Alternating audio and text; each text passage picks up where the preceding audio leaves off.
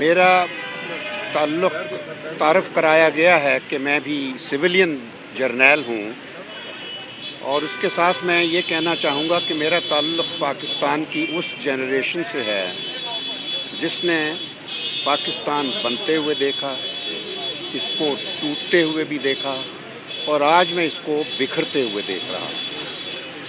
اور جس قسم کے حالات ہیں، مجھے آج واقعی وہ وقت یاد آ رہے ہیں جب 1947 کا وقت، جب ہم ہندوستان سے لاکھوں کروڑوں مہاجرین کے طور پر اپنی ہزاروں سال پرانی شناخت اور اپنی پرانی جائیدادیں، گھر بار سب کچھ چھوڑ کر ہم قائد اعظم کے پاکستان آئے تھے۔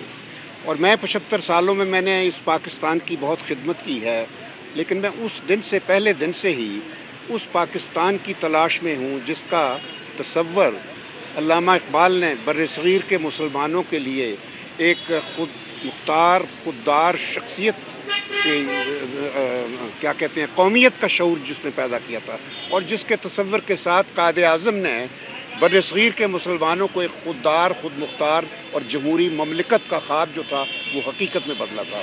کیونکہ 1946 میں جس وقت پاکستان کی باتیں ہو رہی تھیں، آج میں آپ ینگر جنریشن ہے ان کو یاد کرانا چاہتا ہوں، اکثر کو نہیں معلوم کہ 1946 میں ایک عبوری حکومت بنی تھی، انگریزوں نے بنائی تھی۔ اس میں پنڈت نہرو جو تھے وہ وزیر خارجہ تھے اس وقت، اور انہوں نے بطور وزیر خارجہ ستمبر 1946 میں ایک بات کہی تھی، اور کہا تھا کہ اب جو باتیں ہو رہی ہیں نئی مملکت کے بنانے کی، میں آج یہ لکھ کر دیتا ہوں، اس نے کہا کہ کوئی آزاد مملکت نہیں ہوگی، یہ صرف ایک کلچرلی اٹونومس اینٹیز ہوں گی جو کوئی آئیں گی وجود میں انڈین اوشن کے وقت۔ کیونکہ اس نے کہا کیونکہ اب دنیا میں صرف 4 بڑی طاقتیں ہوں گی، گریٹ پاورز اس نے کہا تھا۔ پہلی امریکا، دوسری روس، اور تیسری چین، جو کہ چین ابھی آزاد نہیں ہوا تھا، لیکن نہرو کو اتنی سمجھ تھی کہ چین ایک بڑی طاقت بنے گا۔ اور چوتھا اس نے کہا تھا ہندوستان، کیونکہ انگلینڈ کا نام نہیں لیا، کیونکہ اس کو احساس تھا کہ ہندوستان کے بغیر انگلینڈ کبھی بڑی ریاست نہیں رہے گا۔ اور آپ نے دیکھ لیا کہ آج انگلینڈ کا وزیر اعظم ہندوستان کا ہی ہندوستانی جا کر وزیر اعظم بن گیا ہے، یعنی انگلینڈ اب گریٹ پاورز میں شامل نہیں ہے، ہندوستان تیزی سے گریٹ پاور کے طور پر اس اپنی منزل کی طرف بڑھ رہا ہے۔ اور ہم کیا ہیں؟ ہم جو نہرو نے کہا تھا کہ یہ ایک صرف کلچرلی اٹونومس اینٹی ہوگی، بس کوئی اس کے سوورن انڈیپینڈنس نہیں ہوگی، آزاد نہیں ہوگا۔ نہرو نے کچھ بھی نہیں کیا، انڈیا نے کچھ نہیں کیا۔ انڈیا نے توڑا ضرور تھا پاکستان کو، لیکن اس وقت ایک سیاستدان نے توڑا تھا، ایک ذوالفقار علی بھٹو تھا جس نے ایک پاگل جرنیل کو جو راتوں کو سوتا نہیں تھا اس کو آگے لگا کر فوج کو 75 ملین عوام کے خلاف لڑایا۔ اس وقت ایسٹ پاکستان کے 75 ملین پاکستانی تھے، ان کے خلاف فوج کو کھڑا کیا، 30,000۔ تو نتیجہ ہوگا وہ ملٹری ڈیبیکل جس سے ہمارا آدھا ملک کٹ گیا۔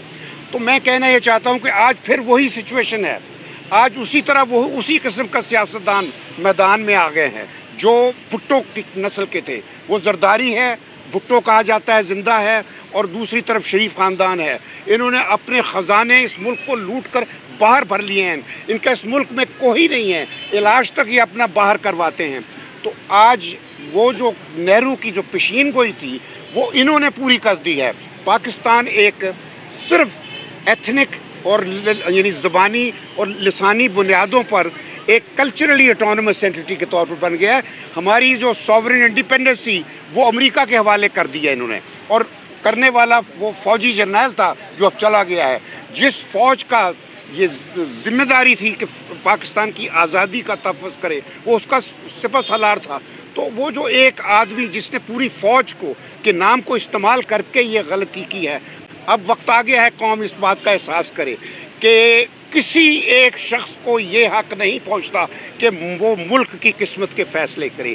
کوئی یہ نہیں فیصلہ کر سکتا کہ اس چور کو پاکستان کا رولر ہونا چاہیے، اس باہر کی طاقت کو پاکستان کے اوپر مسلط ہونا چاہیے۔ اب صرف پاکستان کے عوام وہ فیصلہ کریں گے کہ ہمارا رولر کون ہوگا، اور اس کا صرف ایک ہی طریقہ ہے جو کہ ساری دنیا میں تسلیم شدہ ہے، اور وہ ہے انتخابات، فری اور فیئر الیکشنز۔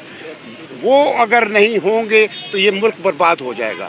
تو آپ لوگ سب سے میں آپ کے تصور سے پاکستانی عوام کو اپیل کرتا ہوں، اور میرا یہ یقین ہے کہ پاکستان کے اداروں کو برباد کرنے میں پہلے بھٹو تھا، آج یہ سیاستدان ہیں، یہ برابر برباد کر رہے ہیں. یکے بعد دیگرے جوڈیشری پارلیمنٹ کو انہوں نے تباہ کر دیا ہے، ایک تھیٹر بنا دیا ہے. ٹھیک ہے نا جی. تو فوج کا ستیہ ناش کر دیا ہے، فوج کو انہوں نے پولیس بنا دیا ہے، فوج کے چیف کو آئی جی پولیس بنا دیا ہے. تو ہمیں ان سب باتوں کو درست کرنا ہے. ان اداروں کو ان کا جو تکریم ہے، ان کی جو تحریم ہے اور جو ان کی عزت ہے وہ ریسٹور کرنی ہے. فوج، پاکستان کی فوج بڑی دنیا میں تسلیم شدہ فوج ہے.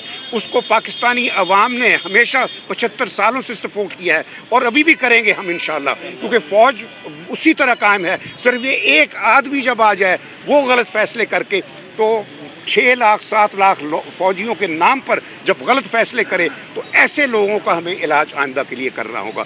اسی طرح جوڈیشری اور جو باقی رہا یہ جو ہے کیا پارلیمنٹ، یہ سب ان چیزوں کو درست کرنے کے لیے صرف ایک انتخابات کا طریقہ ہے. بس میں یہی کہنا چاہتا ہوں.